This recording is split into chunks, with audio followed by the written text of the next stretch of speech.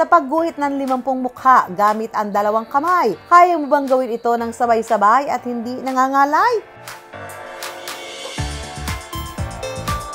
Ang 16 anyos at tubong Caloocan City na si Emmanuel Dane Ventura, mahilig sa scribble o pagguhit ng dire-diretso na hindi inaangat ang lapis sa papel. Wala akong parang matinding practice pa. Kaya naging challenging siya sa akin ulit kasi hindi ko alam kung magsasucceed siya sa dulo. Mula sa pagguhit ng 17 portraits o mukha ng presidente ng Pilipinas, sinubukan naman niyang i-drawing ang 50 imahe ng mga siyentipiko o scientist ng sabay-sabay.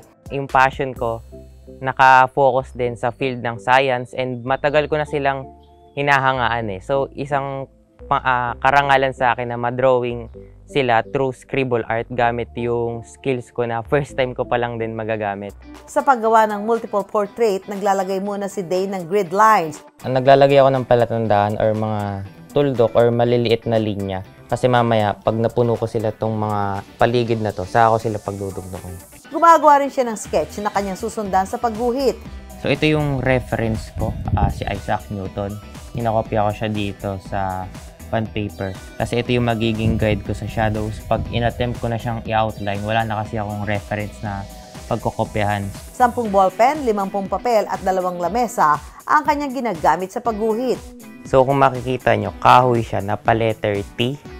Tapos meron siyang ballpen. Normal na ballpen lang to. Hindi ako gumagamit ng anong ballpen kasi baka mabilis maubos yung tinta. Ngayon, kung makikita nyo, yung gitna yung pinakang mababa. Kasi dito ako nagsisimula eh.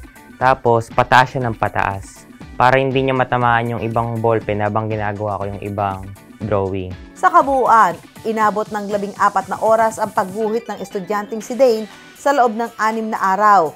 Dahil 50 nga siya, marami siya, nakakangalay. Knowing na 2 kamay yung gamit ko sa pagdodrawing, isang kaliwang kamay, isang kanan kamay. Kwento ng ina ni Dane na si Rona, 5 taong gulang nang mahilig sa pagguhit ang kanyang anak. Pero nung kasagsagan lang daw ng pandemya niya ito, sineryoso. At his age, nagagawa niyang makapag-drawing ng mga portrait na kung titingnan mo, parang pang professional na ba yung dating. Kaya sobrang proud ako bilang mami niya. Kahit estudyante, patuloy na hinahasa ni Dane ang kanyang talento sa pagguhit at sa pagpipinta. Maraming beses na mafe-feel natin na parang wala tayong progress sa ginagawa natin. Pero dapat tuloy-tuloy lang. Naibebenta ni Dane ang kanyang obra mula 1,000 hanggang 10,000 pesos. Ginagamit niya ang pera sa pagbili ng mga gamit sa pagguhit at pagpinta at pantusto sa kanyang eskwela. Walang edad na pinipili sa paglinang ng talento, bata man o matanda at kahit nag-aaral pa lang. Basta desidido, kakayaning makagawa ng magandang obra at umasenso.